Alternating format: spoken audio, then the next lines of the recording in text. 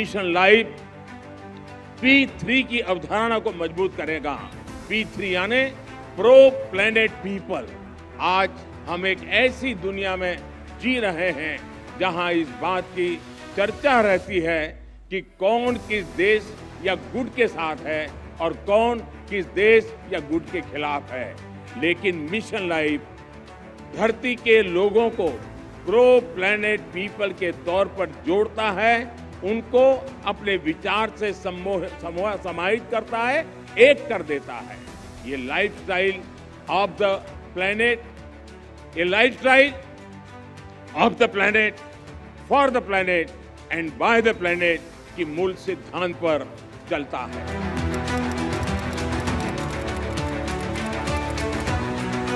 Twenty 2014 के बाद से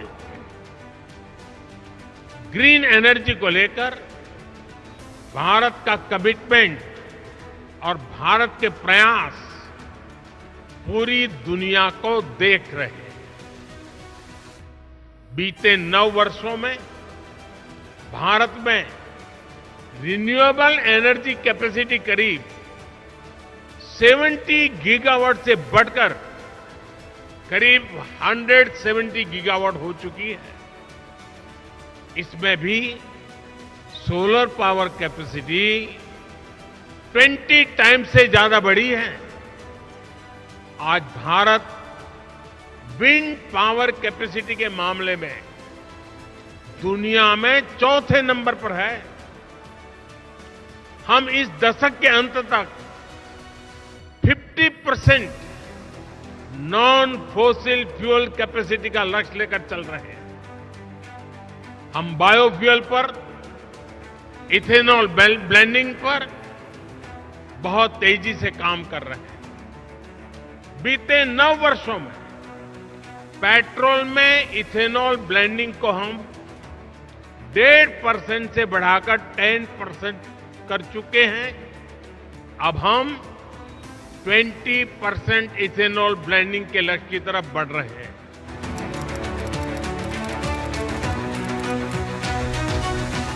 फ्रेंड्स, बायो एनर्जी के क्षेत्र में भी हम तेजी से आगे बढ़ रहे हैं। पिछले साल अगस्त में हमने एशिया की पहली 2G इथेनॉल बायो रिफाइनरी की स्थापना की। हमारी तैयारी इस तरह के 12 कॉमर्शियल 2G इथेनॉल प्लांट्स बनाने की है।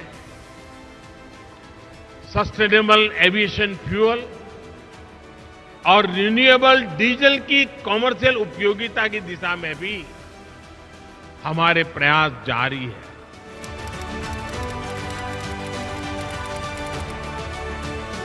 साथियों, ये बात सही है कि जब प्रकृति और पर्यावरण का संरक्षण होता है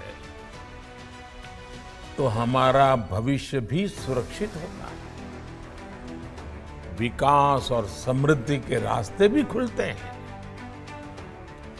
कूनो नेशनल पार्क में जब चीता फिर से दौड़ेंगे तो यहां का ग्रासलैंड इकोसिस्टम फिर से रिस्टोर होगा, बायोडायवर्सिटी और बढ़ेगी। आने वाले दिनों में यहां इको टूरिज्म भी बढ़ेगा। यहां विकास की नई संभावनाएं जन्म लेगी, रोजगार के अवसर बढ़ेंगे। देश में प्रकृति और पर्यावरण के दृष्टिकोण से जो एक और बड़ा काम हुआ है वो है वेटलैंड का विस्तार। भारत ही नहीं, पूरी दुनिया में करोड़ों लोगों का जीवन और उनकी जरूरतें वेटलैंड इकोलॉजी पर निर्भर करती है।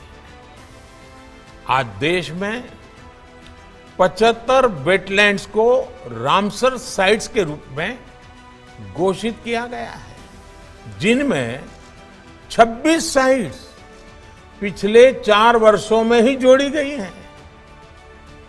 देश के इन प्रयासों का प्रभाव आने वाली सदियों तक दिखेगा और प्रगति के नए पथ प्रशस्त करेगा। साथियों, आज हमें वैश्विक समस्याओं को, समाधानों को और यहां तक कि अपने जीवन को भी होलिस्टिक वे में देखने की जरूरत है। इसलिए आज भारत ने विश्व के लिए लाइफ, LIFE, लाइफ यानी लाइफस्टाइल फॉर द एनवायरमेंट जैसा जीवन मंत्र दिया है। आज इंटरनेशनल सोलर अलायंस जैसे प्रयासों के द्वारा भारत दुनिया को एक मंच दे रहा है, एक दृष्टि दे रहा है।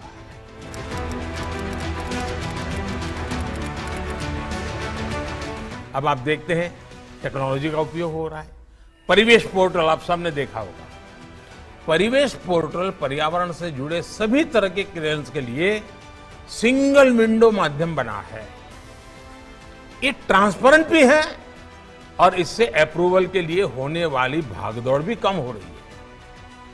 8 साल पहले तक एनवायरमेंट क्लियरेंस में जहां 600 से ज्यादा दिन लग जाते थे, याद रखो दोस्तों, पहले 600 दिन से ज्यादा समय लग जाता था क्लियरेंस में।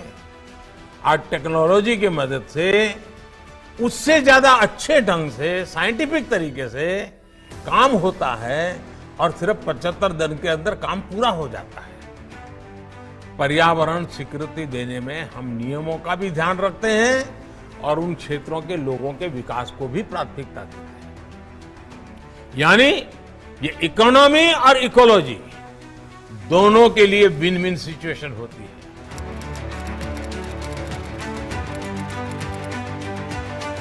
हम देखते हैं कि कुछ लोग 5 किलोमीटर प्रति लीटर के एवरेज वाली गाड़ी लेकर के जिम जाते हैं और जिम में ट्रेडमिल पर जमकर अपना पसीना बहाने की कोशिश करते हैं। अरे भाई, अगर ये पसीना आप पैदल चलकर या साइकिल पर जिम जाकर के उठा लेते तो पर्यावरण की रक्षा भी होती और आपके स्वास्थ्य की भी रक्षा होती।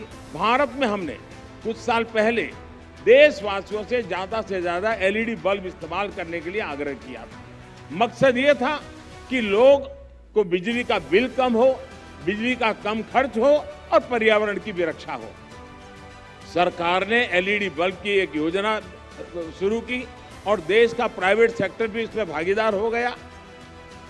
यहां आए अंतर्राष्ट्रीय एक्सपर्ट्स ये जानकर के उनको हैरानी होगी कि कुछ ही समय के भीतर भारत के लोगों ने 160 करोड़ से ज्यादा LED बल्ब अपने यहाँ में लगा दिए, परिवर्तन कर दिया। और इसका प्रभाव यह है कि 100 मिलियन टन से ज्यादा कार्बन डाइऑक्साइड का उत्पादन हम कम कर पा गए, उसका उत्सर्जन कम कर पाए। और मैं ये आपको नोट करने के लिए जरूर कहूंगा कि ये प्रतिवर्ष हो रहा है। ये सिर्फ एक बार की घटना नहीं, हर वर्ष ये बेनिफिट होने वाला है और उसका लाभ होने वाला है। LED की वजह से अब हर साल इतना उत्सर्जन कम होने लगा है। मिशन लाइफ P3 की अवधारणा को मजबूत करेगा। P3 यानी प्रो प्लेनेट पीपल। आज हम एक ऐसी दुनिया में जी रहे हैं जहां इस बात की चर्चा रहती है कि कौन किस देश या गुट के साथ है और कौन किस देश या गुट के खिलाफ है। लेकिन मिशन लाइफ धरती के लोगों को प्रो प्लेनेट पीपल के तौर पर जोड़ता है, उनको अपने विचार से समाहित करता है, एक कर देता है। ये लाइफस्टाइल ऑफ द प्लेनेट, ये lifestyle of the planet, for the planet and by the planet की मूल सिद्धांत पर चलता है।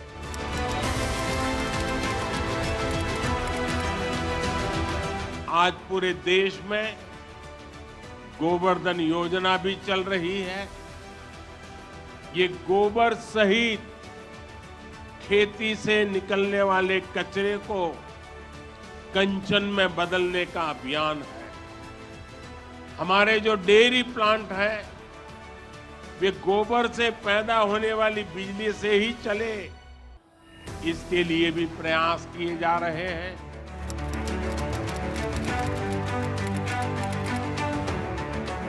India is a country where protecting nature is a part of culture. This is why it has many unique achievements in wildlife conservation. With only 2.4% of the world's land area, India contributes about 8% of the known global diversity. India is the largest tiger range country in the world. With nearly 30,000 elephants, we are the largest Asiatic elephant range country in the world. Our rhino population of nearly 3,000 makes us the largest single-horned rhino country in the world. We are the only country in the world to have Asiatic lions. The lion population has increased from around 525 in 2015 to around 675 in 2020. Our leopard population went up by over 60% in just 4 years. The work being done to clean up rivers such the Ganga has helped biodiversity. Some aquatic species that were considered to be in danger have shown improvement. These achievements are all due to people's participation and culture of conservation. Sabka prayas. For wildlife to thrive, it is important for ecosystem to thrive. This has been happening in India. While celebrating 75th year of independence, India added 11 wetlands to its list of Ramsar sites. This took the total number of Ramsar sites to 75. Forest and tree cover are also increasing. India added over 2,200 square kilometers of forest and tree cover by 2021 when compared to 2019. In the last decade, the number of community reserves increased from 43 to over 100. In a decade, the number of national parks and sanctuaries around which eco-sensitive zones were notified increased from 9 to 468.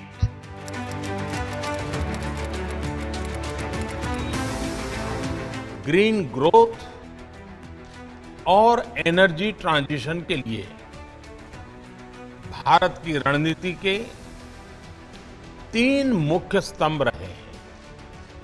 पहला, renewable energy का production बढ़ाना। दूसरा, अपनी अर्थव्यवस्था में fossil fuel का इस्तेमाल कम करना। और तीसरा, देश के अंदर गैस बेस्ड इकोनॉमी के तरफ तेज गति से आगे बढ़ना।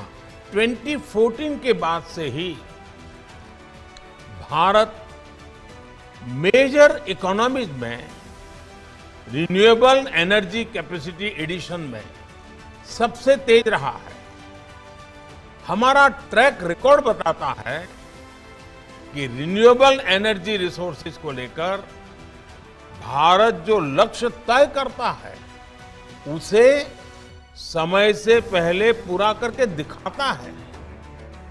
हमारी इंस्टॉल्ड इलेक्ट्रिसिटी कैपेसिटी में 40% नॉन फॉसिल फ्यूल के योगदान के लक्ष्य को भारत ने 9 साल पहले ही प्राप्त कर लिया। पेट्रोल में 10% इथेनॉल ब्लेंडिंग के लक्ष्य को भी भारत ने 5 महीना पहले ही हासिल कर लिया। 20% इथेनॉल ब्लेंडिंग के लक्ष्य को भी भारत ने 2030 से कम करके 25-26 तक पूरा करने का निर्धारित किया।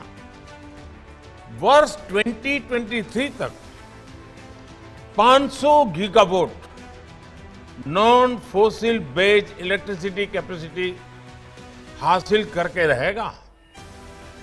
हमारी सरकार जिस तरह बायोफ्यूल्स पर जोर दे रही है, वो सभी इन्वेस्टर्स के लिए बहुत बड़ी अपॉर्चुनिटी लेकर आया है। अभी हाल ही में मैंने E20 फ्यूल को भी लॉन्च किया है। नेशनल ग्रीन हाइड्रोजन मिशन के माध्यम से भारत हर साल 5 MMT ग्रीन हाइड्रोजन के प्रोडक्शन का लक्ष्य लेकर चल रहा है। फ्रेंड्स, भारत में गोबर से 10,000 मिलियन क्यूबिक मीटर बायोगैस और एग्री रेसिड्यू से 1.5 lakh million cubic metre gas के उत्पादन का पोटेंशियल है। इससे हमारे देश में सिटी गैस डिस्ट्रीब्यूशन में 8% तक का योगदान हो सकता है। इन्हीं संभावनाओं की वजह से आज गोबर्धन योजना भारत की बायोफ्यूल स्ट्रेटेजी का एक अहम कंपोनेंट है। इस बजट में सरकार ने गोबर्धन योजना के तहत 500 नए प्लांट लगाने की घोषणा की है। ये पुराने जमाने के गोबर गैस प्लांट की तरह नहीं होते। इन आधुनिक प्लांट्स पर सरकार 10,000 करोड़ रुपए खर्च करेगी। सरकार का वेस्ट टू एनर्जी प्रोग्राम देश के प्राइवेट सेक्टर के लिए, हमारे एमएसएमईज के लिए एक नया मार्केट बना रहा है। साथियों, भारत की vehicle scrapping policy green growth strategy का एक अहम हिस्सा है। व्हीकल स्क्रैपिंग को प्रोत्साहित करने के लिए सरकार ने इस बजट में 3,000 करोड़ रुपए का प्रावधान किया है।